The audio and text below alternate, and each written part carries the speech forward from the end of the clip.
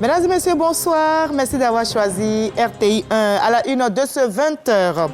Nous sommes le 24 décembre, veille de Noël. L'archevêque métropolitain d'Abidjan, le cardinal Ignace Bessi Dogbo, reçoit la visite du Premier ministre Robert Begré-Mambé.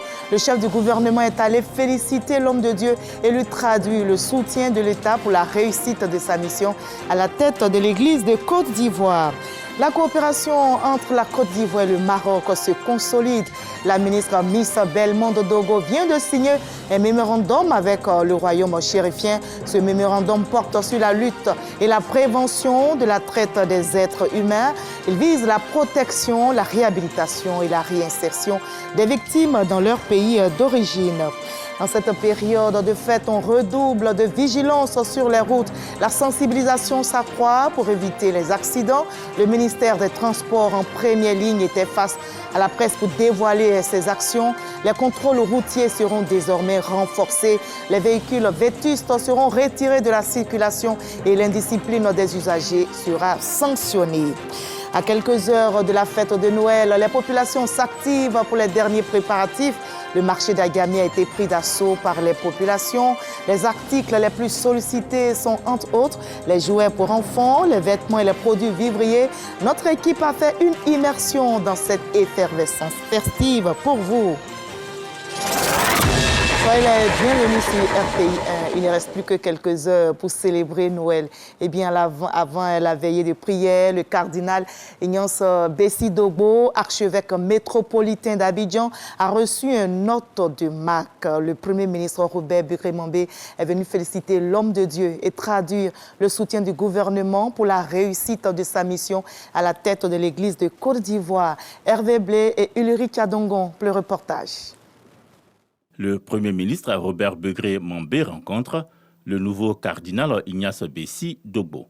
Première activité officielle du premier responsable de l'Église catholique de Côte d'Ivoire après sa création comme cardinal au cours du consistoire du 7 décembre dernier à Rome par le pape François. Mon élection comme cardinal, le gouvernement ivoirien m'a accompagné. Et donc pour moi cette visite est dans la continuité de bonnes relations avec l'État. Et mon élection comme cardinal est une bénédiction de Dieu qui intervient pour un pays qui en a besoin. Et je pense que la Côte d'Ivoire mérite ce titre de cardinal. Comme vous l'avez constaté, beaucoup de pays attendent. Mais notre pays a été honoré. Et donc je voudrais profiter de cette occasion pour appeler les uns les autres à la cohésion, à la vie en communion, pour que dans la communion ensemble, nous recherchons la paix pour le développement de notre pays. La paix, un acquis à préserver, le sens du soutien du gouvernement envers l'Église a rappelé le chef du gouvernement. Je tenais à le saluer et pour l'encourager, pour lui apporter toute notre affection après que le président ait soutenu auprès de toute la communauté sa grande nomination qui est une fierté pour tous les Ivoiriens. Je salue tous nos frères et sœurs ivoiriens, leur souhaite très bonne fête de fin d'année et que Dieu bénisse chaque famille et lui donne la paix et la foi. Parce que ce pays est un grand pays et on prie pour le président afin que la Côte d'Ivoire rayonne. Monseigneur Ignace Bessi Dogbo est le 4e cardinal de l'histoire ecclésiale de la Côte d'Ivoire. Âgée de 16 ans seulement et elle est déjà le numéro 1 mondial des plus de 68 kilos.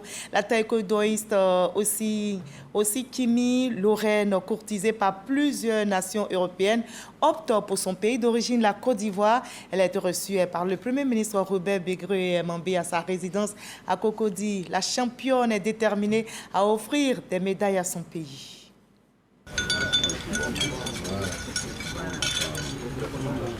À peine 16 ans passés et un parcours des plus éloquents en témoigne, ses bras déjà pleins de médailles. 17 trophées, 13 or, 3 argent et 1 bronze, compétition internationale. Et il y a aussi les championnats du monde dedans. Au sein, Kimi Lorraine, numéro 1 mondial des plus de 68 kg en taekwondo, a choisi la Côte d'Ivoire et l'a réaffirmé au cours de cette audience à la résidence du chef du gouvernement, Robert Begré Mambé. La taekwondoïste a tout simplement opéré le choix du cœur, elle qui était courtisée par plusieurs nations européennes telles l'Italie, la France et l'Angleterre. Mes parents, en plus, leurs origines sont de la Côte d'Ivoire, donc j'ai voulu suivre mes origines et puis aussi les leurs, et aussi parce que mes idoles, c'est Cissé Cheikh Salah et puis Ruth Babi. Pour la tutelle, c'est tout un engagement pour accompagner l'ensemble de ces athlètes qui glaneront des trophées pour la Côte d'Ivoire. Nous sommes des institutions fermes en vue de la prise en charge de ces études et les démarches sont en cours. Les dispositions ont été déjà prises, certaines ont été prises, certaines seront prises les jours à venir. Je pense que ce sera dans de bonnes conditions d'études. Le taekwondo est une discipline phare parce que grâce au taekwondo, nous sommes aujourd'hui sur le toit du monde avec Cissé Cheikh Salah, qui est champion du monde en titre et médaillé de bronze aux derniers Jeux olympiques de Paris. Le taekwondo est d'autant plus important qu'il nous faut absolument prendre toutes les dispositions pour œuvrer au raffermissement des liens. Ils sont plus de 60 000 licenciés du taekwondo en Côte d'Ivoire. Au sein, le Rennes est l'une des 4 chances réelles de médailles de la Côte d'Ivoire pour les prochains Jeux olympiques qui auront lieu à Los Angeles, aux États-Unis. Voilà, reportage réalisé pour vous par Franck Quadio et Hervé Blé. Nous sommes donc à quelques heures de la fête de Noël et la population s'active pour les derniers préparatifs. Le marché d'Agamé a été pris d'assaut par les populations. Les articles les plus sollicités sont entre autres les jouets pour enfants, les vêtements neufs et les produits vivriers. Notre équipe de reportage nous plonge dans cette effervescence festive. Détonner le verre, les yeux vers le ciel, une étoile. Les couleurs et l'ambiance de la Noël s'installent dans les marchés d'Abidjan, notamment à Adjamé. Jouets, mèches, vêtements, des produits prisés en cette période festive.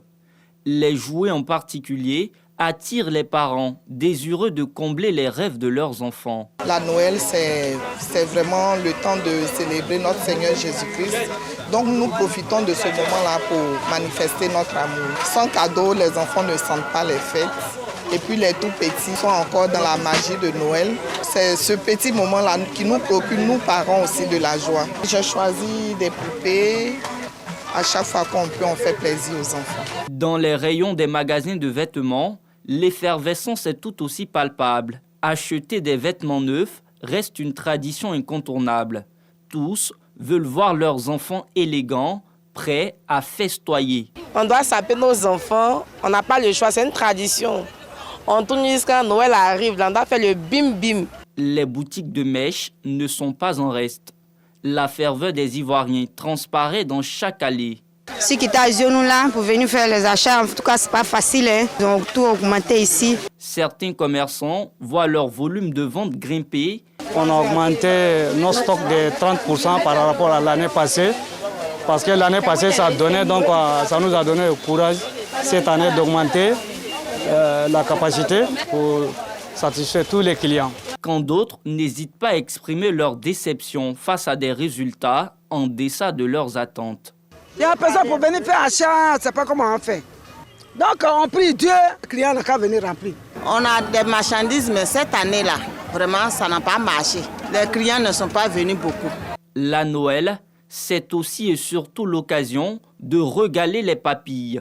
Les marchés de vivriers et de volailles sont pris d'assaut par les ménages à la recherche des ingrédients pour concocter des mets délicieux. Pendant que d'autres achètent des habits, nous on pense à notre vente. On fait du placali, la sauce graine, poulet grillé, viande hachée et puis un peu de spaghettis et tout. La fête c'est aussi bien manger. Au-delà des achats, la fête de Noël reste avant tout un moment de partage, de convivialité et de bonheur. Une fête qui réunit toutes les générations autour de valeurs communes. Reportage réalisé par Générosa Quadio et Khalil Diomondé. Effectivement, c'est la période des fêtes. Les supermarchés, grandes surfaces, gouilles de monde. C'est la belle ambiance devant les étals. On se bouscule pour choisir le meilleur cadeau ou produit selon sa bourse. Chacun veut accueillir la nouvelle année en beauté. Amis Derasuba, Audrey Tomounou sont de la partie. Comme chaque année, à l'approche de la fête de Noël, les familles s'activent pour les dernières courses. Ce supermarché ne désemplit pas. Linda, sa mère et ses 4 enfants ont presque tout bouclé. La maman est venue avec ses enfants pour choisir un jouet. À cause du travail, on n'a pas eu le temps, donc on entend de se dépêcher comme ça et puis rentrer. Le programme de ce réveillon pour eux, culte, partage de repas en famille, en attendant l'arrivée du Père Noël. Comme c'est les enfants, c'est les grillades, c'est ça, c'est le réveillon, les petits trucs, et puis demain, maintenant, ça sera la bonne bouffe. Liam a obtenu de bons résultats à l'école. Il est honoré. J'ai demandé Novelboards. Il a le privilège de choisir son jouet. Ce gamin de 9 ans, heureux, ne manque pas de remercier ses parents qui viennent de combler ses désirs. Je veux dire merci à mes parents pour tout ce qu'ils ont fait depuis l'heure de ma naissance. Comme Liam, Kiki est émerveillé par ses choix. Une poupée, un ordinateur, de quoi faire rêver la fillette. Poupée. Pour nous montrer ta poupée, ma princesse. Waouh, c'est quoi? Ordinateur. Montre-moi l'ordinateur. Waouh, t'es contente? Ici, tout est mis à la disposition du client. 3 caisses pour faciliter la fluidité des achats. 3 niveaux entièrement équipés pour satisfaire la clientèle.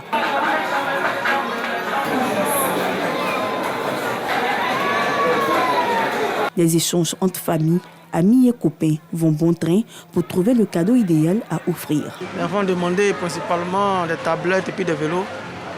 On a essayé de faire l'effort de leur offrir ce qu'on peut. Voilà. C'est comme ça qu'on compte leur faire vivre la fête de Noël. À Noël, les familles sont visiblement déterminées à rendre ce moment magique. Tous les moyens sont donc mis en œuvre pour passer des moments féeriques.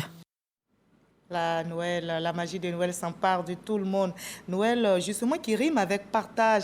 La grande chancelière honoraire de l'Ordre national, Henriette Dagri-Diabaté, tisse la toile de la solidarité en couvrant de nombreux enfants de cadeaux. Les enfants et de sa collaborateurs sont repartis tous sourire. Konaté Moussa, Barnabé Conan pour le reportage. Ce geste des enfants à l'endroit de Mémé Henriette Dagri-Diabaté. Ces tout petits sont les plus heureux ce jour. Ils participent à cet arbre de Noël offert par la grande chancelière honoraire. Merci Maman Henriette pour ces cadeaux. Je veux dire à Maman Henriette merci pour tout ce qu'elle a fait pour nous tous qui sommes ici. Que Dieu la protège, que Dieu la bénisse. Ça a été vraiment un honneur et un bonheur pour nous d'avoir été à ses côtés pour donner la joie à ses enfants. Quand la mémé se retrouve parmi ses petits-enfants, dans une telle ferveur, ce n'est que du bonheur. Et c'est ce bonheur que nous sommes venus partager avec elle. Des aides de jeu, des cadeaux reçus des mains du Père Noël, des moments de joie vécus par ses enfants et leurs parents. L'initiatrice, la grande chancelière, par la voix de sa collaboratrice, Marie-Paul Datier, invite tous les tout-petits à profiter de cette période festive de Noël. Noël, c'est avant tout une saison universelle de bonheur, de partage et de solidarité, où offrir des sourires et répandre la joie autour de soi est essentiel. C'est pourquoi, cette année encore, j'ai décidé de rassembler autour de moi mes collaborateurs ainsi que les membres de leur famille pour commémorer ensemble cet événement exceptionnel. L'arbre de Noël initié par la grande chancelière honorée Henriette Dagri-Diabaté est à sa 5e édition. La commune d'Abobo est aux couleurs de Noël. La maire d'Abobo, Kandia Camara, fait des heureux dans sa cité. Elle a offert plus de 5000 cadeaux aux tout-petits pour célébrer la fête de Noël. Elle a par ailleurs visité, vous allez le voir, le CHR d'Abobo, où elle a fait don de berceau aux nouvelles mamans. Amakadi Kone, Jamagagi pour le reportage. Atmosphère festive à la mairie d'Abobo. Cette année encore, la première magistrate de la commune, Kandia Camara, met la joie dans le cœur des enfants. Ces tout-petits reçoivent de ses mains leurs présents. Au total, 5000 cadeaux sont distribués. Après ce moment de partage avec ses enfants, direction le centre hospitalier Félix Houphouët-Boigny d'Abobo. La maire de la commune soulage les nouvelles mamans. J'ai reçu le berceau pour mon enfant avec une somme de 50 000 francs. Nous sommes très heureuses. Nous offrons des cadeaux pour mettre du baume au cœur de nos enfants, la joie dans leur cœur, pour que les enfants d'Abobo aussi, à l'instar des autres enfants d'ailleurs, puissent s'égayer, puissent s'amuser, puissent célébrer la Noël. Et après cela, chaque année, nous venons ici voir ces enfants qui sont dans des situations délicates. Nous venons aussi leur apporter de la joie, apporter des cadeaux aux enfants, un peu de moyens aux parents. Tout cela pour que nos populations d'Abobo puissent aborder ces périodes de fête avec joie. Pour la dernière étape, la mère Kandia Camara s'est rendue à la caserne des sapeurs-pompiers militaires d'Abobo. Ici, les soldats du feu réceptionnent 5 motos. Je tiens à vous dire merci. Merci de la part du grand commandement, le colonel Amossani, commandant du groupement des sapeurs-pompiers militaires, de façon générale. La célébration perpétuelle de la Noël à Abobo marque l'engagement de la mère Kandia Camara à assurer le bien-être de la petite enfance et la famille dans sa commune. Et toujours à Abobo, les responsables locaux du FPI comblent de cadeaux des dizaines d'enfants âgés de 2 à 10 ans. La cérémonie a eu lieu précisément au centre culturel d'Abobo. Dangui et Soro Abou. Ambiance bon enfant ce dimanche matin au centre culturel de la commune d'Abobo. Pouvait-il en être autrement quand, à l'invitation des responsables communaux du Front populaire ivoirien FPI, 150 enfants âgés de 2 à 10 ans reçoivent des cadeaux de Noël. Le message important, c'est de marquer notre présence à Abobo, pour dire que le Front populaire ivoirien existe à Abobo, travaille dans le cadre de l'élargissement de ses bases, mais surtout aussi prépare les élections, les échéances électorales de 2025. Donc c'est une rencontre d'approche, une rencontre conviviale pour marquer aussi, pour dire aux enfants, surtout aux parents, que nous faisons la politique certes, mais nous savons nous arrêter pour nous réjouir et penser aussi aux tout petits qui sont la relève de demain. Cette première édition de l'Arbre de Noël Abobo 2024 est placée sous le haut parrainage du président du Front populaire ivoirien, Afin Guessan, représenté par l'un de ses vice-présidents. Vous vous êtes certainement demandé quel cadeau offrir au juste à votre enfant en cette période de fête. Un livre, un jouet, à quel prix et où s'en procurer? Eh bien, des parents ont la réponse et choisissent sans hésiter. Le livre, mon cadeau de Noël. Le livre, pour mon enfant, le choix est très vite fait, n'est-ce pas, Ejena Toubi? Daloa, la cité des antilopes dans la ferveur de la période de Noël. Entre enthousiasme des enfants et casse-tête des parents, le choix du cadeau pour sacrifier la tradition de la Noël. Dans ce magasin au quartier commerce, des parents à la recherche du cadeau qu'ils estiment adapté et utile et surtout accepté de l'enfant. On demande un peu aux enfants, quand ils ont bien travaillé, bien sûr, c'est quel cadeau tu voudrais que le Père Noël t'envoie. Et l'enfant peut dire une cuisinière, je veux un livre de contes, ça dépend. Ce que l'enfant dit, c'est là-bas que le parent aussi s'oriente par rapport au cadeau pour faire plaisir à l'enfant. Un livre comme cadeau de Noël, ce n'est pas courant pour ce qui est donné de voir dans les rapports des enfants à Noël. Les parents évoquent l'exigence de donner à leur progéniture une bonne éducation à travers la lecture, contes traditionnels ivoiriens, histoire moderne, bande dessinée ou livres illustrés. Chacun y trouve pour son goût et son compte. Je vais offrir un livre. Bon, ben, avec l'accord de la fille même, elle est venue, elle dit que non, papa, je veux un livre. J'ai dit, bon, ça tombe bien, on est venu, on a fouillé. Comme elle est fille, et Yasmina étant fille, bon, ça me fait plaisir. C'est instructif, c'est éducatif. Le livre aussi est encore mieux que les jouets. Cette année, on constate que les parents ont changé un peu la cadence. Ce n'est pas que les vélos, les tablettes, les poupées cette année-là. On a constaté qu'il y a... Bon, beaucoup ont opté pour les livres bibliques, les contes. En tout cas, beaucoup de livres. Dans les librairies et magasins où l'on trouve des livres pour enfants, l'atmosphère contraste avec celle des rues et des magasins de vente de jouets pris d'assaut par les parents. On y retrouve les jouets classiques et les vieux jouets de la tradition. Poupées, vélos, voiturettes qui plongent les parents dans la nostalgie. Face au livre, le choix est vite fait. Je veux un livre pour améliorer mes compétences en français et en dictée. De tous les cadeaux que sont en droit d'obtenir les enfants quand vient Noël, le livre fait piètre figure devant les jouets classiques. Mais qu'importe, le livre, quoique moins prisé et ignoré même en cette période particulière, reste pour ceux qui le reçoivent un cadeau intemporel, au pouvoir éternel.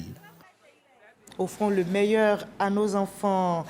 Justement, en rapport avec cette fête de Noël, je vous livre ce communiqué émanant du ministère de l'Emploi et de la Protection sociale.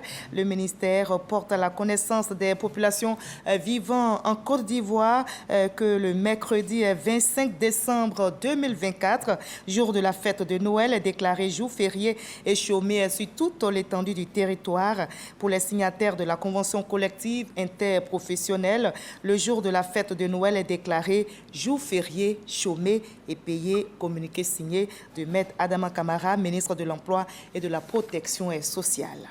Bonne fête de Noël à toutes et à tous. La coopération entre la Côte d'Ivoire et le Maroc se consolide.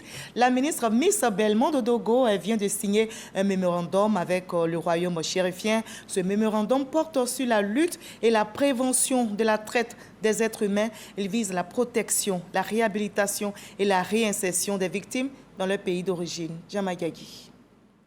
La Côte d'Ivoire et le Maroc signent un mémorandum d'entente. Objectif, lutter efficacement contre la traite des êtres humains qui touche les deux pays.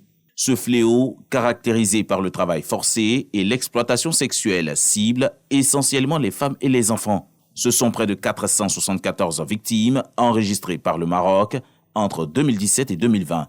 Cette convention vient à point nommé. Le Maroc a ratifié cette mémorandum pour renforcer tous les outils de coopération, soit au niveau de la protection des victimes, soit au niveau de l'identification des victimes. Cet accord de partenariat est une continuité des mesures prises par le gouvernement ivoirien contre la traite des êtres humains. L'élaboration de la stratégie nationale et du plan d'action de lutte contre la traite des personnes 2022-2025 en est le parfait exemple.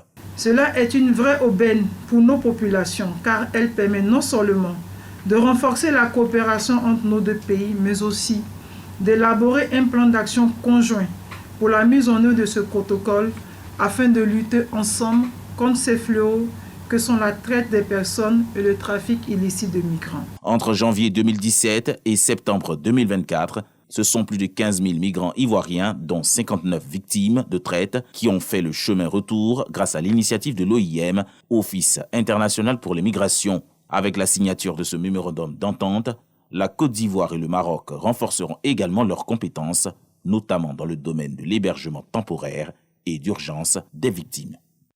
Voilà, je rappelle, nous sommes en période festive et on redouble aussi de vigilance sur les routes. La sensibilisation s'accroît pour éviter les accidents. Le ministère des Transports, en première ligne, était face à la presse pour dévoiler ses actions. Et attention, les contrôles routiers seront renforcés, les véhicules vétustes seront retirés de la circulation et l'indiscipline des usagers sera sanctionnée. Résultat attendu de toutes ces mesures, réduire les accidents avec le lot de morts.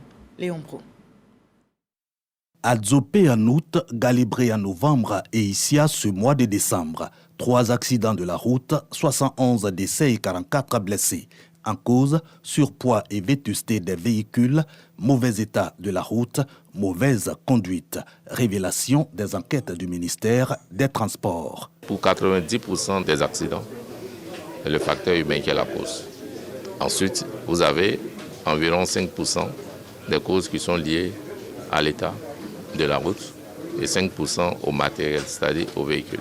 Enregistré durant le premier semestre 2024, la baisse de 30% des décès accidentels. Cette réduction, l'unique motivation des réformes du ministère des Transports qui arrête dans l'immédiat l'équilibre entre sanctions et sensibilisation à la sécurité routière, l'intensification du contrôle routier. Même quand un véhicule dispose de la visite technique, si de manière visuelle, l'agent commis au contrôle constate que le pneu, par exemple, est usagé, il faut que le véhicule soit immobilisé. Si vous constatez, par exemple, que les dispositifs d'éclairage ne sont pas au top, il faut immobiliser le véhicule. Aux engins à 2 ou 3 roues, le ministère des Transports interdit dès janvier 2025 l'accès aux voies à grand trafic. A priori, on n'a aucun problème à ce que des engins à 2 et 3 roues circulent. Mais il faut juste respecter le code de la route. Il faut savoir s'arrêter au feu tricolore. Il faut porter le CAX. Il faut disposer du permis de conduire. L'axe central du VGE sera interdit à la circulation des engins à 2 roues. Ils pourront utiliser les bretelles ou les voies de contournement. Ces mesures pour réduire dans la dynamique des réformes du système national de transport les décès accidentels imputables à 37% aux engins à 2 ou 3 roues. Voilà, et avec aisance, nous poursuivons notre périple et c'est à l'intérieur du pays que nous mettons le cap. Emmanuel Kofi Aoutou, ministre directeur du cabinet du vice-président et cadre de Sakassou, initie la première édition des journées socio-économiques et culturelles à Assandré. L'objectif est de faire du village d'Assandré le pôle agro-économique et culturel. Guénéma Ouattara, Kader Sogodogo. Assandré, village du département de Sakassou.